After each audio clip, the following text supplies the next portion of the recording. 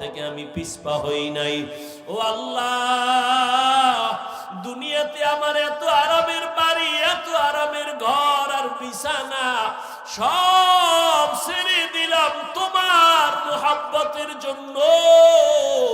ও আল্লাহ, আমার বিদায় বেলা তোমার কাছে একটা দাবি, আমি দুনিয়ার ঘর ছাড়লাম, বাড়ি ছাড়লাম, বিছানা ছাড়লাম, টাকা পয়সা ছাড়লাম। ও আল্লাহ, এর বরকতে তুমি আমাকে তোমার পাশে জান্নাতে একটা ঘর বানাইয়া দিও, তোমার পাশে একটা জান্নাতে ঘর বানাই দিও আল্লাহ।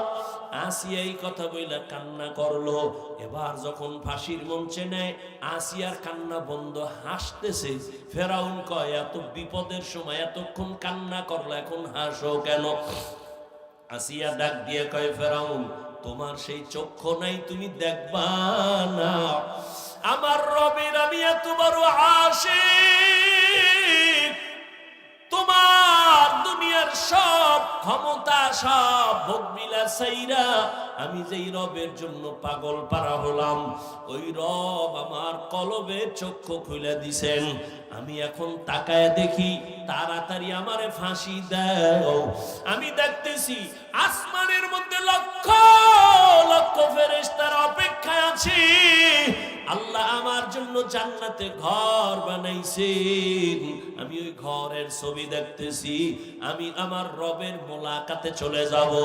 আমি এখন ফেরেশতা দেখে বড় আনন্দিত, জান্নাতের বাড়ি দেখে বড় আনন্দিত। আমি দুনিয়ায় তুচ্ছ মায়া ত্যাগ করার কারণে স্থায়ী জীবনে জান্নাত পাইতেছি। আমার ফেরেশতারা আমাকে নেওয়ার জন্য, স্বাগতমের জন্য অপেক্ষা।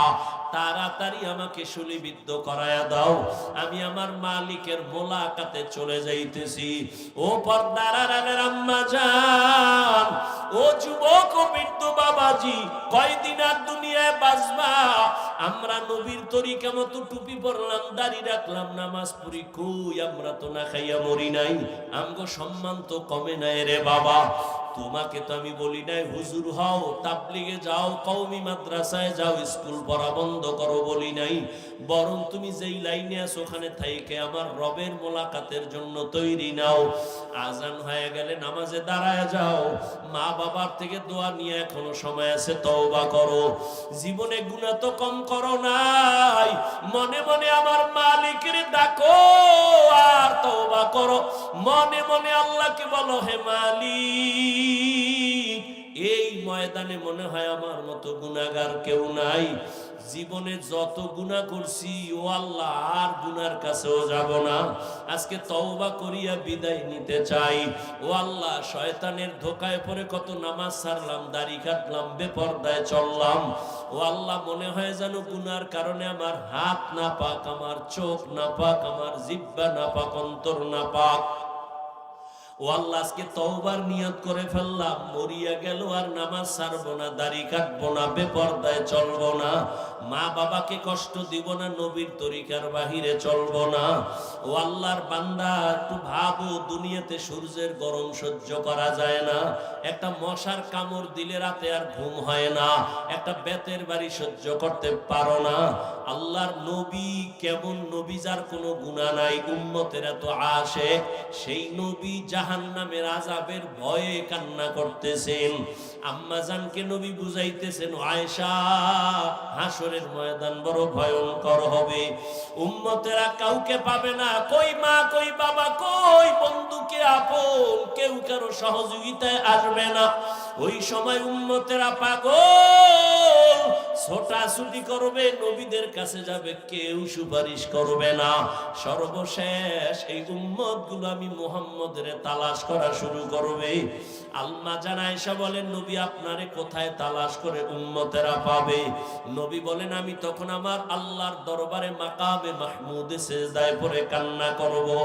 মুসা নবী কাঁদবেন নিজের জন্য, ঈসা নবী কাঁদবেন নিজেদের জন্য, আর আমি একমাত্র মুহাম্মদ আল্লাহর প্রিয় নবী, আমি একবারও সিজদায় গিয়া কান্না করে বলবো না, আল্লাহ আমারে বাঁচাও। আমি বারবার কান্না করে বলবো, আল্লাহ আমার উম্মতের বাঁচাও, আমার একটা উম্মত যেন জাহান্নামে না যায়, আমার উম্মত উম্মতেরে বাঁচাও। আমার মাওলা চোখের পানি দেখে সইতে পারবেন না। আল্লাহ বলবে নবী কাঁদিয়েন না, মাথা উঠাইয়া দেন। আপনার উম্মত গুলো ধইরা ধইরা জান্নাতের রাস্তায় নিয়ে যান।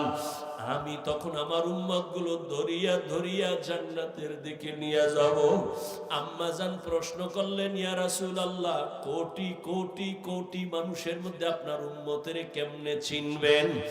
নবী বলেন, ও আয়েশা, আমার যারা মুহাব্বতের উম্মত, 5 বেলার নামাজ ওযু বানাইয়া পড়তো, কিয়ামতের ময়দানে তাদের ওযুর জায়গাগুলো নূরের আলোতে চমকাইতে থাকবে।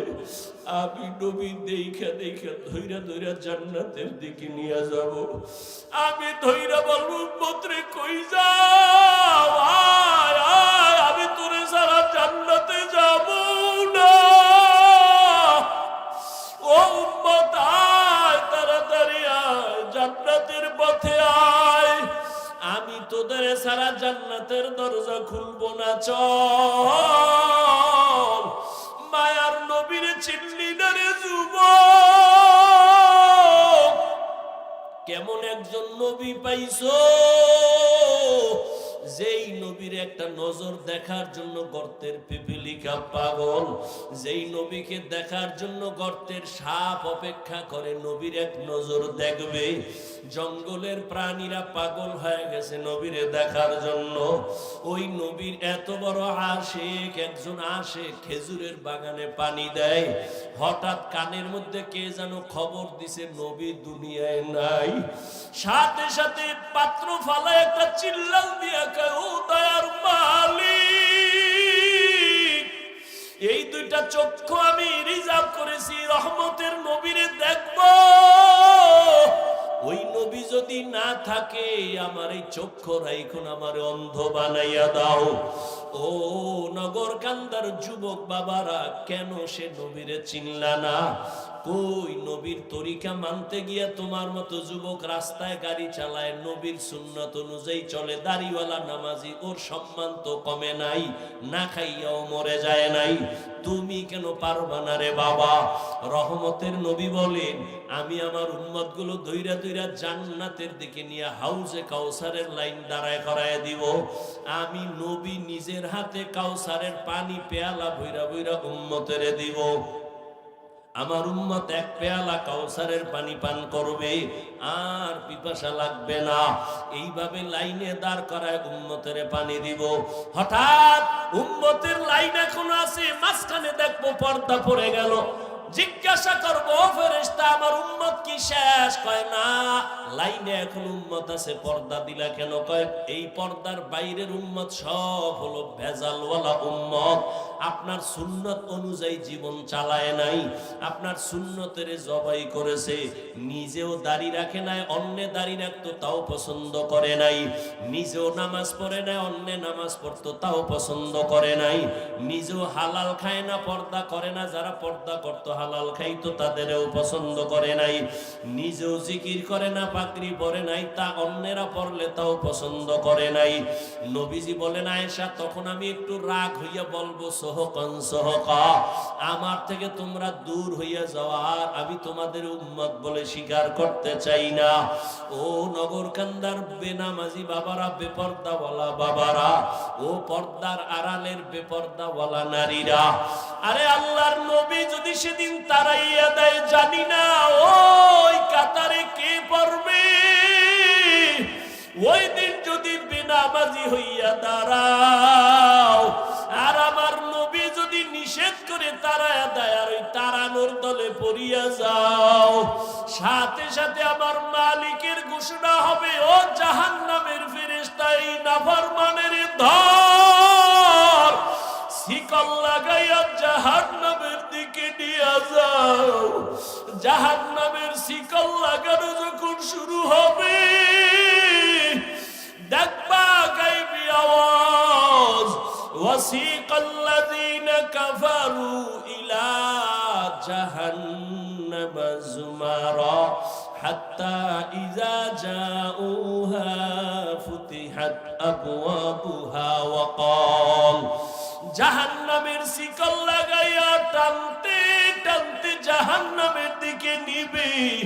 ওরে দুনিয়ার গরমের থেকে কোটি গুণ জাহান্নামের আগুনের গরমের তাপ হবে রে বাবা। দুনিয়ার আগুন হাতে লাগলে হাত জ্বলে, পাও জ্বলে না, পায়ে লাগলে পা জ্বলে, হাত জ্বলে না। জাহান্নামের আগুন এত ভয়ঙ্কর, গুনাহগারের শরীরে লাগা মাত্র কলিজাটা পর্যন্ত গুনাহ হয়ে যাবে। ওরে আল্লাহর কোরআনের কথা, আল্লাহর আযাবের ভয়ে পাথর পর্যন্ত কান্না করে। আল্লাহ নিজেই কোরআনে বলেন, সুম্মা কাসাত কুলুবুকুম মিন বাদি যালিকা ফাহিয়া কাল হিজারা আও আশাদ্দু কাসওয়া ওয়া ইন্না মিনাল হিজারাতি লামা ইয়াতাফাজ্জারু মিনহুল আনহার ওয়া ইন্না মিনহা লামা ইয়াশাক্কাকু ফায়াখরুজু মিনহুল মা ওয়া ইন্না মিনহা লামা ইয়াহবিতু মিন খাশিয়াতিল্লাহ ওয়া মাল্লাহু বিগাফিলিন আম্মা তা'মালুন। ওরে আল্লাহর আযাব ও জাহান্নামের ভয়ে কিছু কিছু পাথর এই জমিনে আছে, কান্না করে করে ঝর্ণা ধারাবাহিক প্রবাহিত করেছে। ওই চট্টগ্রামে যাও, সিলেটে যাও, দেখবা পাথরের পাহাড় থেকে কেমন যেন পানি বের হয়। আল্লাহর কোরআন বলে, মুফাসসিরিনে কেরাম বলে, ও পানি ফালায় না, ও আল্লাহর আযাবের ভয়ে কান্না করে। কারণ আল্লাহ কোরআনে বলছেন, ওয়াকুদুহান নাস ওয়াল হিজারা, জাহান্নামের আগুন আল্লাহ প্রজ্বলিত করবে মানুষ আর পাথরের দ্বারা। কিছু কিছু পাথর টপ টপ করে পানি ফেলতেছে আর কান্না করে জাহান্নামের ভয়। আবার কিছু পাথর আছে জাহান্নামের ভয়ে ফেটে যায়, ভেঙ্গে যায়। আল্লাহ কয়, ও মানুষ, তোদের অন্তর কি পাথরের থেকেও খারাপ হয়ে গেল, শক্ত হয়ে গেল? জাহান্নামের ভয়ে যদি পাথর কান্না করতে পারে, ও মানুষ, তোমার চোখে কেন পানি আসে না? ও আল্লাহর বান্দারা, তোমার আমার চোখে কেন জাহান্নামের আযাবের ভয়ে কান্না আসে না? মনের বুঝাইও, কপাল বুঝি পুড়িয়া গেল, গুনাহের কারণে বুঝি আল্লাহ বেজার।